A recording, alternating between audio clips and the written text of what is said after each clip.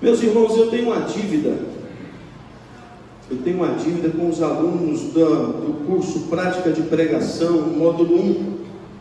Nós confeccionamos juntos um sermão, e eu iria pregar esse sermão confeccionado juntos lá na sala hoje, mas eu estava organizando de quarta-feira para frente, porque tem um trato lá, que algumas informações não serei eu que vou colocar no sermão. Os alunos é que colocaram algumas informações de vida particular, de experiências relacionadas àquele tema, e também de outras situações que têm a ver com aquilo que nós vamos falar aqui, quando eu for pregar esse sermão. E eu não consegui encaixar tudo isso até a minha saída para ir com o Pablo e a Naene lá em Almenara. Então, por causa disso, eu vou pregar esse sermão talvez no domingo dia 23. E aí, meus irmãos, hoje eu vou fazer uma reprise do que eu falei na terça-feira, por dois motivos. O primeiro é porque o sermão da prática de pregação não ficou completamente pronto, e segundo, porque eu deixei de falar o último ponto na terça-feira do que nós vamos conversar sobre vida cheia de frutos. Vida cheia de frutos. Fala isso para o seu coração. Vida cheia de frutos. Vida cheia de frutos. A minha pergunta para você é: a sua vida é frutífera para a glória de Deus? A sua vida é frutífera para a glória de Deus? Se Jesus viesse aqui e pegasse esse microfone emprestado por 2 minutos e te fizesse a seguinte pergunta: quantos você, através do seu serviço, da sua oração, da sua pregação, do seu testemunho, quantos você já colocou na fila do Evangelho, fazendo com que eles tenham a esperança da vida eterna? Qual seria a sua resposta? Quantos? Ou talvez, se Jesus perguntasse para você o seguinte: você já está no caminho do Evangelho? Qual seria a sua resposta? Abre lá, João Evangelho capítulo 15, nós leremos verso 1 até o verso 9.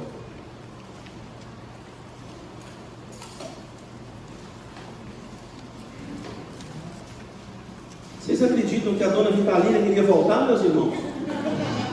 Cheguei lá para almoçar, rapaz, ela fez um banquete, rapaz. E ela falou comigo: pastor, você acredita que eu nem desfiz a minha mala ainda? Eu falei: não, Vitalina, vamos voltar, ué. Ela falou: meu sonho é cuidar do meu menininho de Ipanema.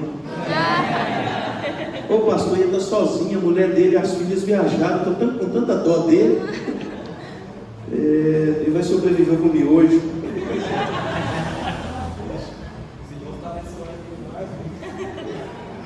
É mesmo? Cambá de burro. Meus irmãos, vamos lá. Evangelho de João, capítulo 15, verso 1 a 9. Eu leio os ímpares e vocês juntos lerão os pares. Se você não tiver com a Bíblia, está na nossa projeção aqui.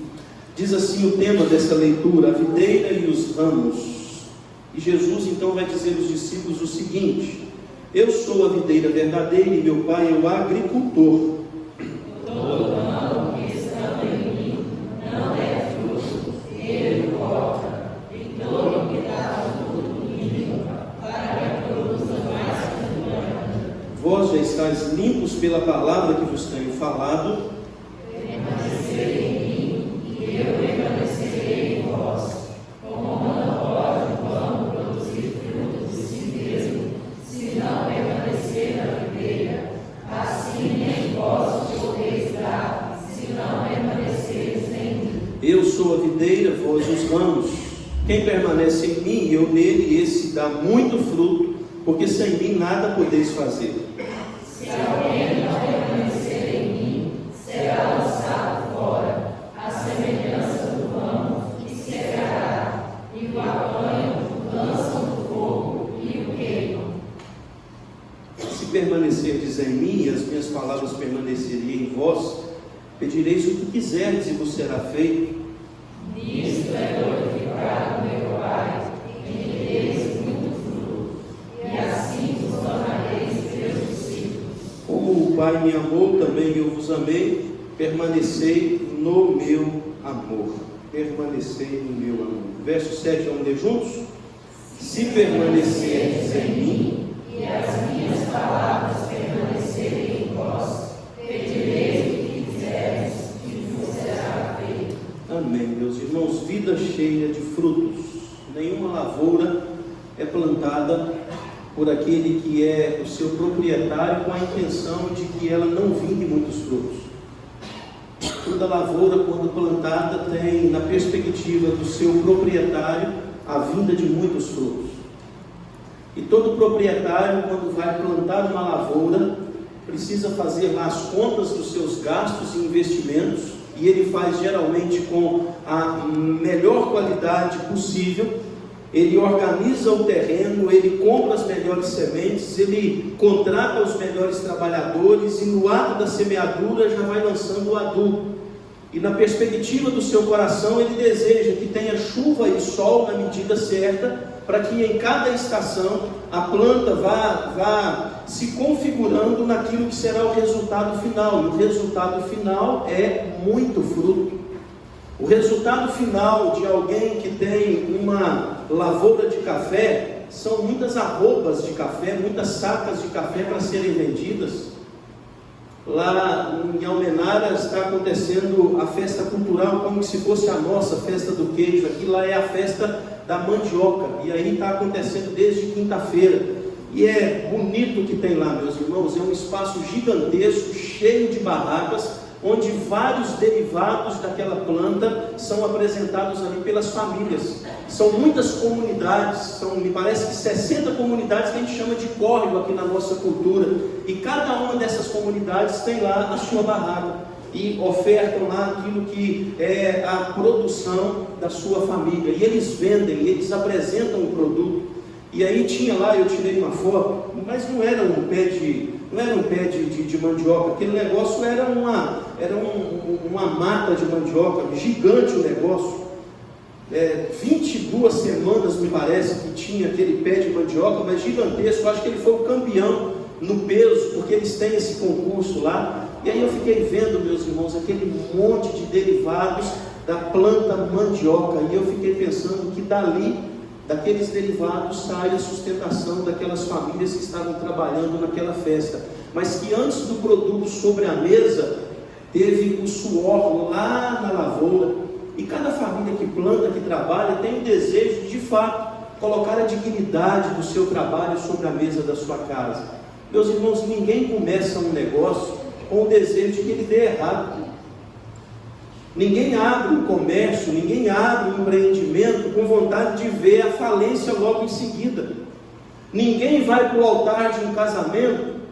Ontem já conhecia o pastor da segunda igreja, o pastor lá da ex-igreja do Moisés, a igreja Canaã, presbiteriana Canaã, pastor Leandro, ele é lá de Belo Horizonte, eu já conheço há muito tempo, ele trabalhou com o Gabiru, e ele estava fazendo um casamento ontem à noite, e aí ele me falando a respeito do casal que iria passar por aquele momento da cerimônia de matrimônio, né? E coisas bonitas daquele casal, e eu fiquei pensando, todo casal vai para o altar com o desejo de ter uma boa família, frutos dentro de casa, uma experiência boa do lar. Ninguém começa um casamento com o desejo de no mês seguinte aquilo já dá divórcio, já dá rompimentos. Ao contrário, você quer que isso tenha perspectivas, como por exemplo, está aí o Érico e a Samanta, já tem a Maria Júlia, está chegando agora o segundo bebezinho, o segundo filho, né? Tem a Nayene também, vindo aí, o Lucas, segundo filho do casal. Tem um casal aí que eu falei hoje, e vocês estão sabendo que tudo que eu falo aqui, dessas questões acontece, né? Esse ano é o ano dos primeiros filhos. Quem é casal aí que não tem o primeiro filho ainda, esse ano é o ano dos primeiros filhos. Beleza? Beleza não? Não, vai ser, em nome de Jesus, que venham as bênçãos do alto, em nome de Jesus, que venha, que prospere, que sejam pais de muitas multidões, em nome de Jesus. Ninguém começa um empreendimento com o desejo de que não seja muito frutífero no futuro. Quando você foi enxertada nessa videira verdadeira, na maior de todas as plantações, chamado Jesus Cristo, pelo próprio Pai dele, que agora é o nosso Pai, o desejo não é que dê errado, o desejo é que cada um de nós possamos viver segundo os propósitos que Ele tem para a nossa vida, e o propósito dele para a nossa vida é frutos e muitos frutos. É assim que Deus nos convida a relacionarmos com o Evangelho em Cristo Jesus. Então você que está aqui nessa noite, não foi enxertado nessa videira verdadeira para dar errado. Ao contrário, você foi enxertado para ser uma pessoa abençoada e abençoadora. Você recebeu vida e vida em abundância. Você foi transportado do reino das trevas para o ambiente da maravilhosa luz em Cristo Jesus. Para quê? Para que a partir de você o mundo possa ser iluminado com a missão do Evangelho sobre a sua vida. E você precisa entender a necessidade de uma vida cheia de frutos, e frutos que glorifiquem o Deus que está no céu. Foi o último ensino de Jesus para os seus discípulos, o derradeiro ensino. Jesus, até o capítulo 12 de João, estava com as multidões. Jesus já havia trazido o grande sermão da montanha. Lá em Mateus, no capítulo 5, a gente vê toda a relação dos princípios do reino de Deus trazido por Jesus. Jesus curou enfermos, expulsou demônios, ressuscitou mortos, parou tempestades e ventos. Jesus fez tudo o que era necessário para a multidão entender que Ele era de fato o Messias, o Filho de Deus. Que tudo que Ele ensinava era ratificado no poder das suas ações.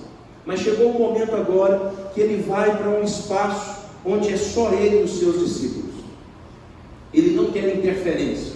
E Ele vai passar os ensinos mais importantes para a vida dos seus discípulos. E aí vai do capítulo 13 até o final do capítulo 17. No capítulo 15, meus irmãos, vem essa extraordinária palavra de Jesus para o coração dos discípulos. Aqui, meus irmãos, na verdade o bastão está aqui sendo transportado das mãos de Jesus para as mãos da igreja. No capítulo 15, Jesus está fazendo essa transição. Eu vou cumprir o meu ministério, eu voltarei aos céus, mas haverá um povo que vai continuar aquilo que eu comecei a ensinar e a fazer. Jesus está dando essa identidade para a vida da igreja. E aí ele traz essa necessidade de compreensão para o meu ouvido e para o seu ouvido. A necessidade de compreendermos que a nossa vida tem que trazer frutos para o reino de Deus. Eu trouxe uma experiência aqui na terça-feira, na introdução, de Howard Hendrickson. Esse moço é um americano, ele é de Dallas, nos Estados Unidos. Ele é comentarista bíblico, pastor. E ele narra, em um dos comentários dos seus livros, ele narra a experiência de quando ele estava ainda estudando no seminário, muito jovem. Ele morava um pouco distante do seminário, mas ele trabalhava durante o dia e estudava à noite. E aí a experiência que ele conta é a seguinte: ele passava naquela rua e ele sabia que em determinado endereço morava um professor muito afamado, um professor muito respeitado.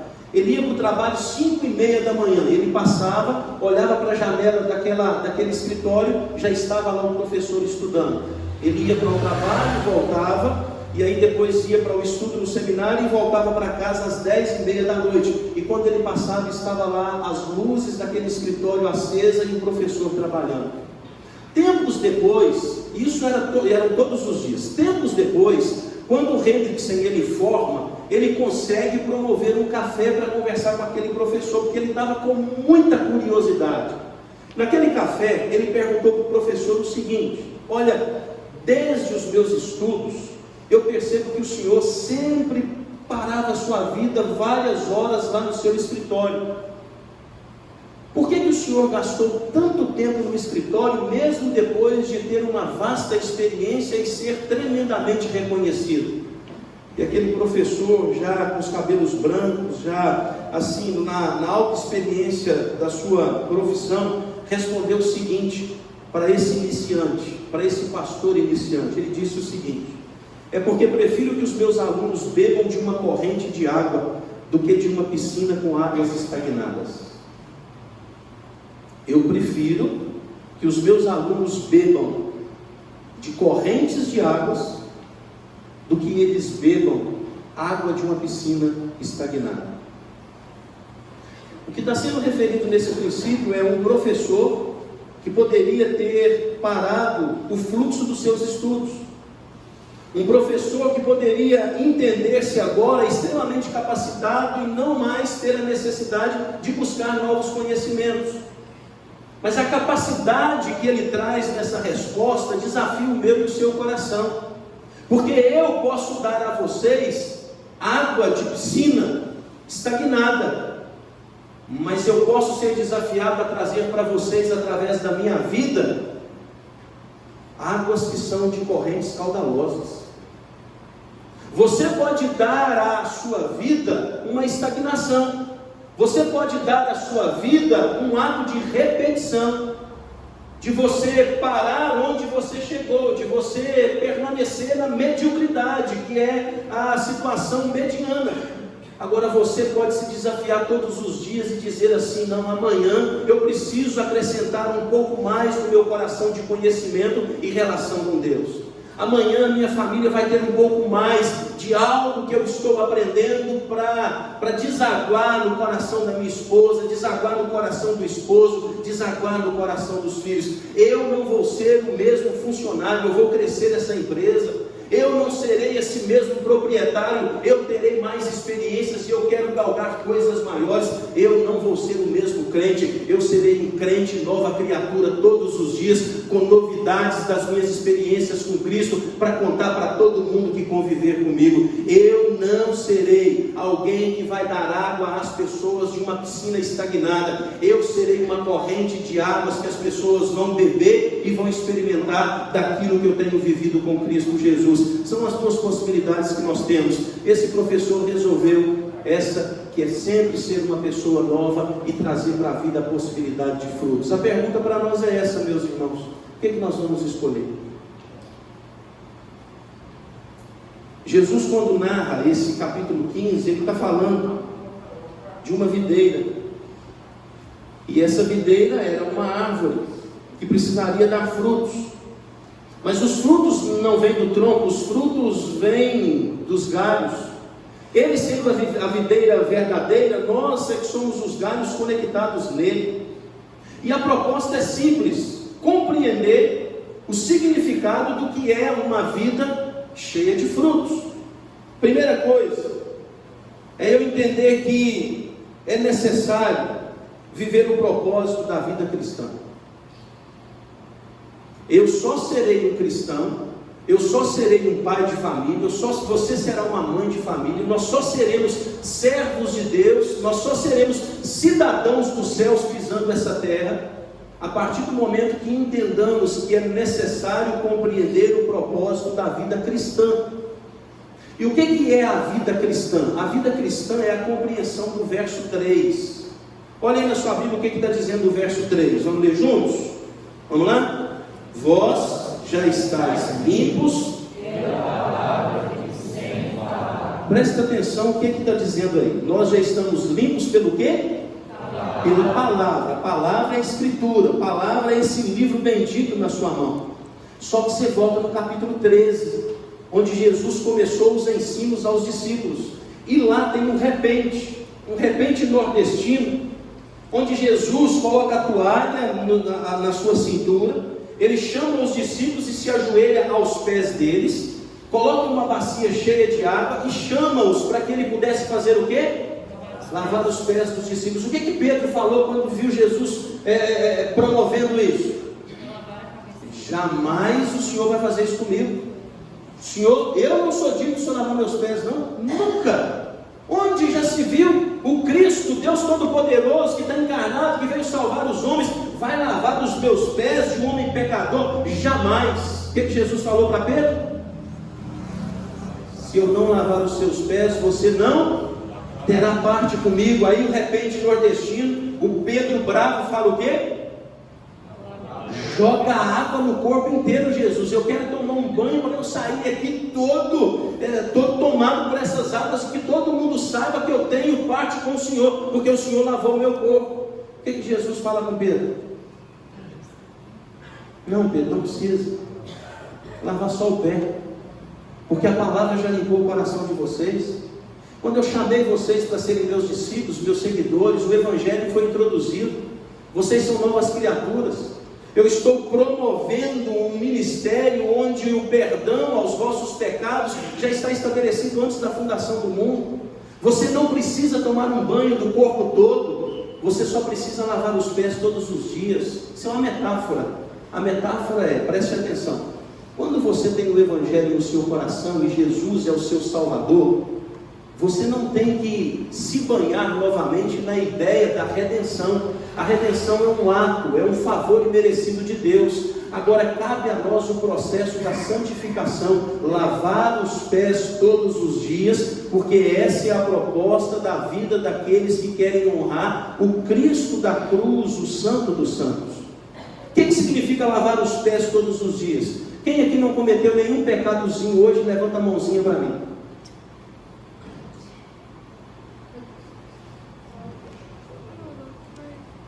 Vocês cometeram pecado hoje?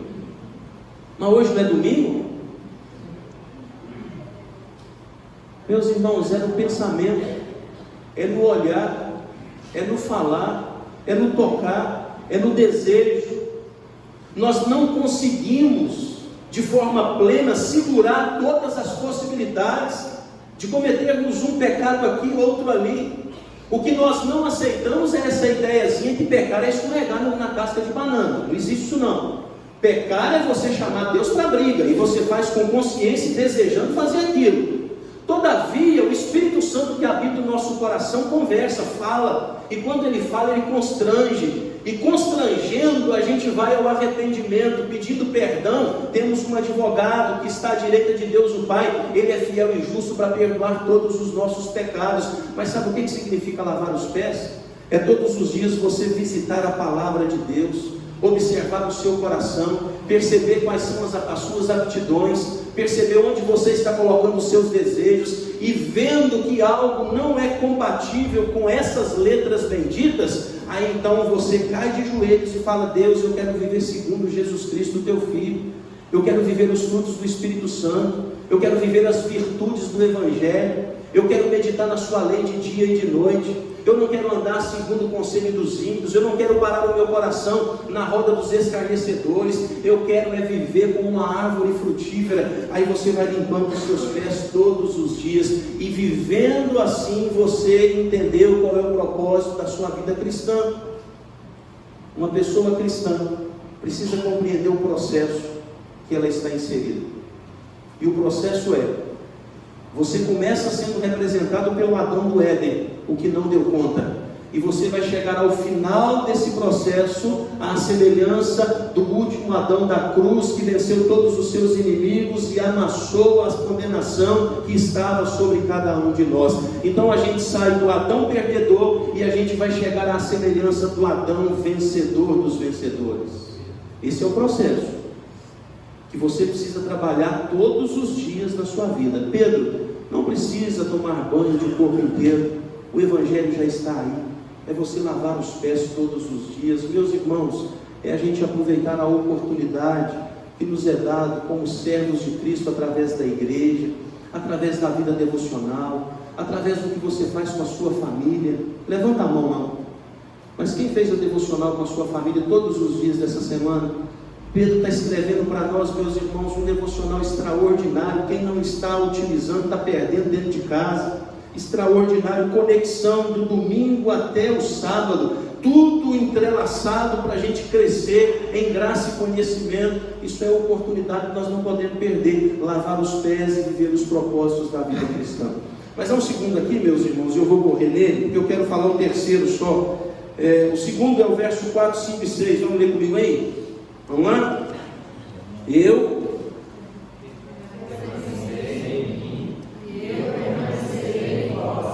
Como não pode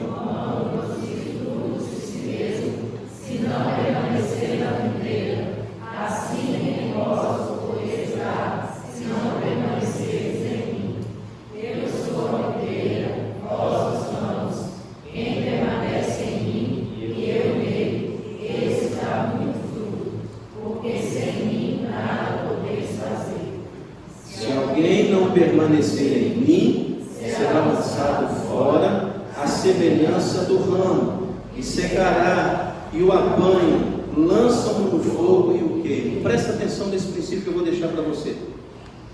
Quando eu entendo que vida frutífera só é possível vivendo o propósito da vida cristã e entendendo que isso é uma necessidade de permanência na pessoa de Jesus, eu não posso confundir vida ativa com vida frutífera.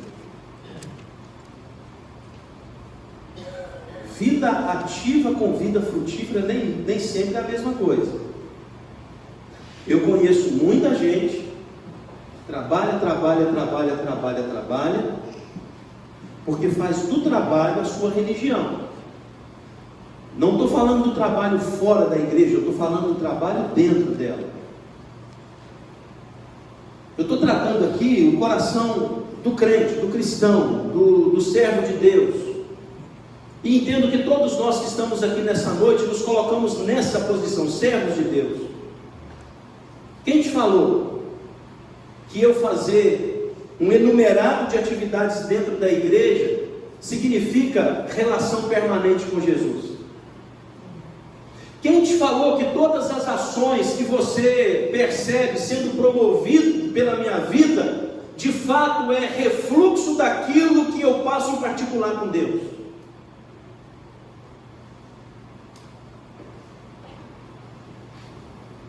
Estava conversando com o pessoal lá em Almenara, e aí um moço lá da primeira igreja me perguntou assim: mas você veio e fica aqui até domingo, como que funciona lá a sua igreja? Não é muito tempo você ficar fora da sua igreja? Eu entendi a pergunta dele não teve nenhuma ironia e muito menos maldade. O que eu respondi para ele foi o seguinte: olha, a nossa igreja lá em Ipanema não é uma grande igreja, mas é uma igreja de bons trabalhadores. E eu aprendi ao longo do meu ministério, e sendo esse o segundo, porque o meu primeiro foi em Caratinga, e lá eu não havia entendido isso ainda. Lá eu ainda estava aquele pastor que batia o escanteio, corria na área para cabecear, para tentar fazer o gol. Eu era aquele que batia o pênalti e corria para eu mesmo defender. E aquilo me cansou, aquilo criou um monte de bebês dependentes do pastor, que aquele negócio ficou terrível para o meu coração. Mas eu fui crescendo e fui observando esse movimento, e hoje eu tenho muito claro: a igreja não é de pastor, a igreja é de Cristo Jesus. A função do pastor é ser um dentro de uma engrenagem onde outros estão trabalhando mediante o dom que Deus deu a cada um.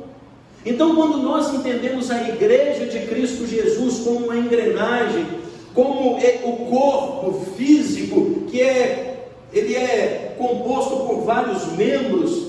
Se eu sou mão, eu não posso tentar fazer o trabalho dos pés. Se eu sou olho, eu não posso tentar fazer o trabalho do coração. Agora, quando nós entendemos o corpo trabalhando na sua essência, cada um dos membros faz o seu papel, e ao final o corpo sai mais forte, sai mais nutrido.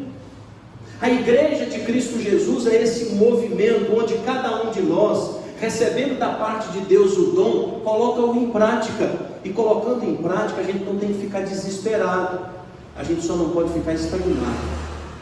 Sabe o que significa, meus irmãos, permanecer em Cristo Jesus? A compreensão de quem você é na sua casa,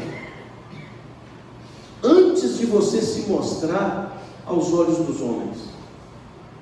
O que Jesus está dizendo para os discípulos aqui é uma forma de lembrança. Qual lembrança? Talvez Jesus estivesse dizendo para eles o seguinte: vocês lembram quando por várias vezes a multidão queria me levar para o trono de Jerusalém e me fazer rei físico, me fazer rei de vocês aqui nessa terra? E aí eu saía da multidão e ia para o alto do monte para passar tempo a sós com Deus. O que significava aquilo para mim é tirar o meu coração do ego, tirar o meu coração das propostas indecentes e mergulhar na dependência do meu Pai. Jesus passou muito mais tempo orando ao Pai do que fazendo milagres. Jesus passou muito mais tempo em relacionamento com os céus do que resolvendo situações na terra.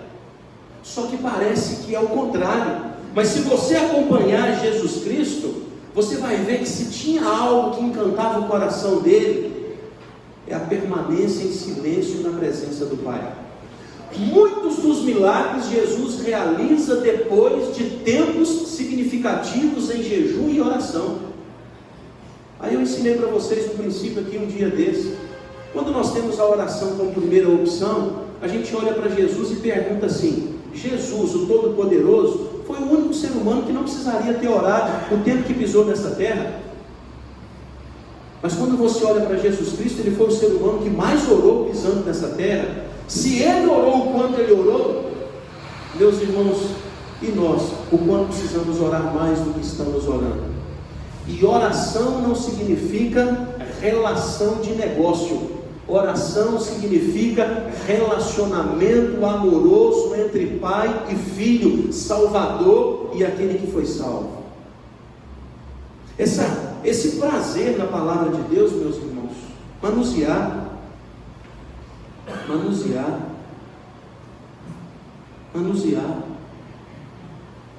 Deixa eu dizer para vocês, olha para mim em nome de Jesus.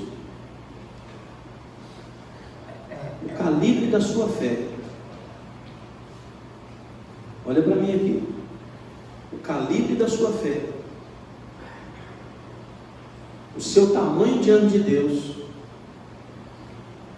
E a qualidade da motivação daquilo que você faz na igreja se resume ao trato que você dá a esse livro bendito.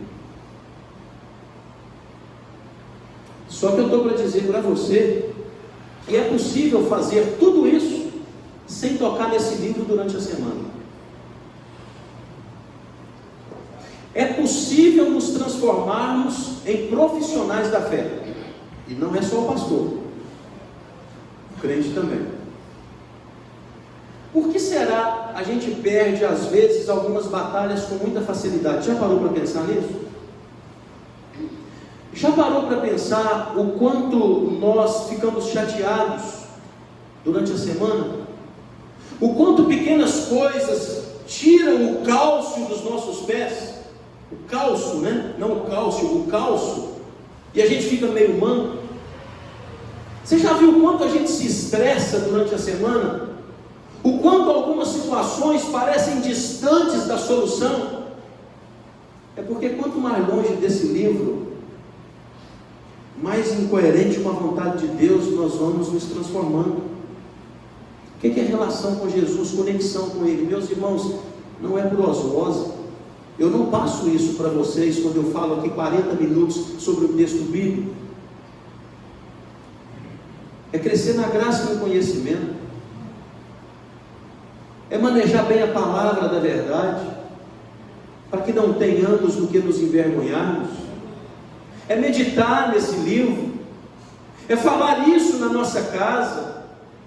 No Antigo Testamento era escrever isso nos umbrais, pregar nas portas. Era relembrança o tempo todo. Era decorar versículos bíblicos. Era quando você ia para um embate, seja lá em qual momento for, dentro de casa ou fora dela, ao invés de você ir pelo achismo, você vai pelo biblismo. Você vai por esse livro. E por esse livro você vai ter mansidão, domínio próprio, você vai ser longânimo. Você vai ser aquela pessoa que vai desviar a ira com a palavra branda e não ser um combustível na hora que a coisa já está efervescendo. Essa relação de frutos através da mansidão, da paz, da alegria, do domínio próprio e da verdade embrulhada no amor. Mas é preciso, meus irmãos, permanecer em Cristo Jesus. E isso tem que trabalhar. Isso tem que trabalhar.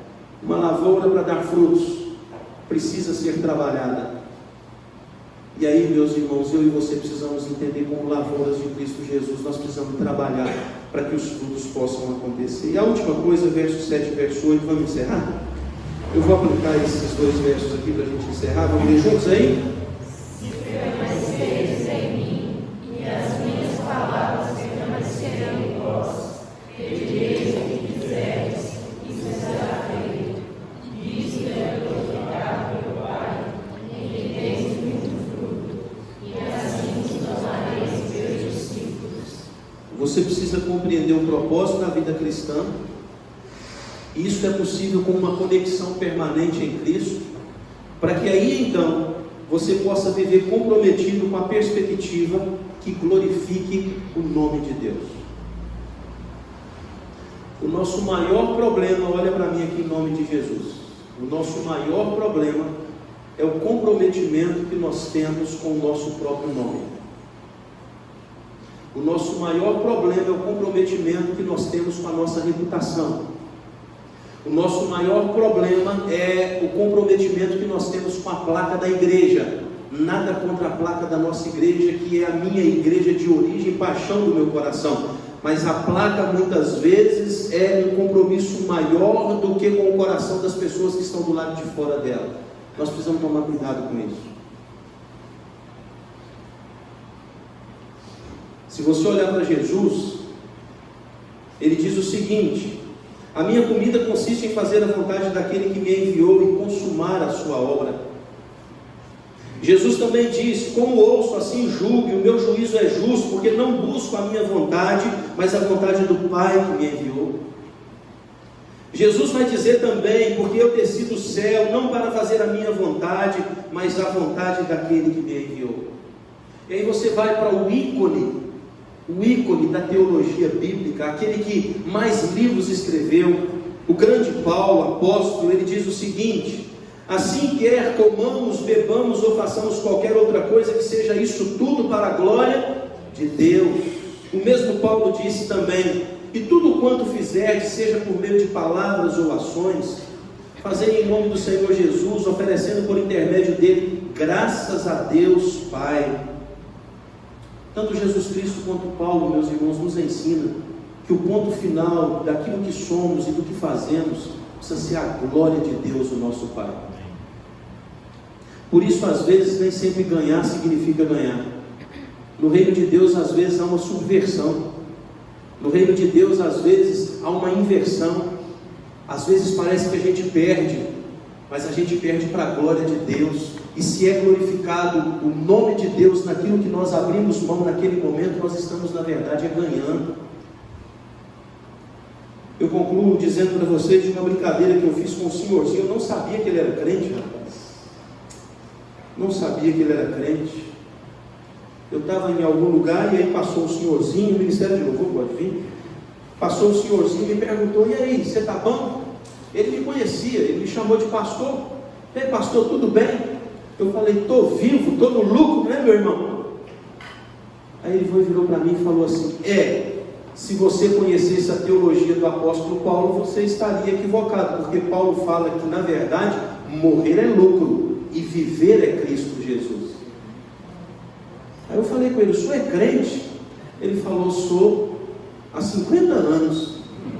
Falei: aí eu só podia ter brincado de forma mais leve, né? Porque Paulo fala isso. Olha a subversão. Nós damos tudo para viver. Nós damos tudo às vezes para sermos bem-sucedidos aqui nessa terra. Paulo está dizendo o seguinte: tudo que tem, e ele tinha uma parede lá na casa dele, a parede central da casa dele, ela era carregada de diplomas, de reconhecimentos. Paulo era tido como, dos jovens da idade dele, o mais inteligente e mais capaz. Paulo, quando persegue a igreja de Cristo Jesus, era um título extraordinário que ele carregava debaixo dos braços. Ele não era um qualquer. Ele foi o melhor aluno de Gamaliel, o maior de todos os mestres do seu tempo. Paulo era um homem afamado. Paulo era um homem de dupla nacionalidade. Ele era grego e judeu, isso era para poucos. Aí, quando ele é encontrado por Cristo Jesus, ele observa a parede da casa com os diplomas, ele observa o conhecimento que ele tinha obtido, e ele fala assim: olha, até então tudo isso valia a pena, mas depois de Cristo, tudo isso para mim é refúgio. Eu abandono tudo para que eu viva somente para Cristo Jesus. E é o Paulo que está dizendo no final da vida dele, para que Timóteo levasse uma capa e alguns livros, porque ele estava sozinho. Paulo que abraçou tantos, Paulo que abençoou tantos, Paulo que levou o evangelho a muitos lugares, que edificou igrejas, Paulo que abriu mão do próprio conforto para confortar alguém que sofria. No ápice do seu sofrimento, ele está sozinho, ele está numa sala escura, com os pés e as mãos no tronco, ele está ali sentindo frio, sem nenhum amigo, querendo apenas um livro como companhia. Ele vai dizer que os melhores amigos que ele confiou, abandonou no último dia do julgamento, e ele morre sozinho. Mas ele vai dizer antes da morte: combati o bom combate, eu entrego o meu corpo como libação, como adoração a Deus, porque eu não negociei a fé, e agora eu estou olhando para a eternidade, onde de lá virá o meu justo juiz, e vai coroar a minha cabeça com a coroa da vida eterna, e por ele eu vivi, e para a glória dele eu vou morrer sem nenhum problema. Isso é subversão. No reino de Deus, nem sempre ganhar de fato é ganhar. No reino de Deus, às vezes é que tem que compreender: o que eu estou fazendo, o que eu estou deixando de fazer, glorifica a Deus, o meu Pai. Então esse é o grande negócio que eu tenho que abraçar para a minha vida. E às vezes, meus irmãos, nós temos dificuldades com relação a isso. Às vezes nós vivemos muito para nós mesmos, e por causa disso estamos perdendo em alguns pontos da nossa história de goleada. Uma geração que às vezes tem dificuldade de receber nãos. Nosso Deus, meus irmãos, estou em concluir, né? Nosso Deus, lembrei aqui, coisa ridícula, coisa feia. A Miriam me mostrou um dia desses um vídeo, meus irmãos, de uma menina velha, 20 anos de idade, no shopping com a mãe. A mãe comprou, com tudo que ela tinha, um iPhone 13 para presentear a filha, e ver a filha feliz ali naquele shopping, nos corredores daquele ambiente. A menina virou uma delinquente quando ela pegou o iPhone 13, e ela deitou no chão, e ela resmungava e gritava, e sei lá o que ela fazia. Ela estava apavorada porque o 13 não era suficiente. Como é que só não me dá um 13, mãe? Eu quero um 15. E ela envergonhou a mãe, e ela gritou com a mãe, e a mãe, não sabendo o que fazer por causa da vergonha, perdeu a paciência e falou com ela: olha, eu te dei tudo o que eu tinha, você tem 20 anos e ainda mora comigo e não trabalha. Esse presente eu fiz de todo o meu coração para te alegrar, e você me trata em público desse jeito. E eu torcendo, ô mãe, abre essa mão, leva essa mão com um pouquinho de força no rosto dela, mãe. Ela merece, mãe. Mas é uma geração que não sabe ouvir não. É uma geração que quando pede alguma coisa, ou se dá aquilo que está sendo pedido, ou então uma guerra está instaurada dentro de casa. É uma geração, às vezes, dentro da igreja. O evangelista falou isso comigo: pastor, não sei o que fazer. Eu já disse ao conselho da igreja que eu estou saindo, porque eu fui pregar contra o pecado no culto da igreja. Depois que terminou o culto, o presbítero me chamou para o canto e falou: pegou pesado demais, você vai espantar todo mundo dessa igreja. Pastor, o que eu vou pregar se eu não falar contra o pecado? Oh, meus irmãos, o evangelho é combater o bom combate. O evangelho é para gente grande.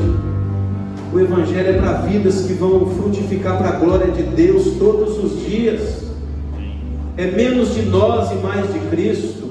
É menos para nós e mais para a glória de Deus.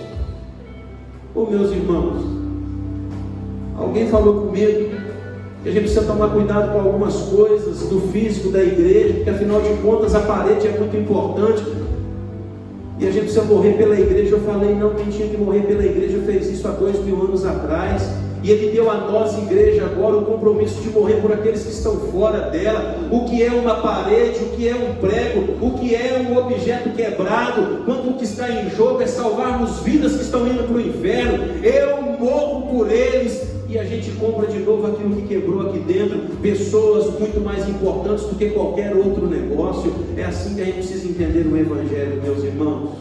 Cuida bem dos seus, os de perto. Cuida bem daqueles que passam pela sua vida. Não perca a oportunidade. Quão formosos são os pés daqueles que anunciam as boas novas. Vamos ficar de pé? Vamos ficar de pé? Eu quero orar com você, com você.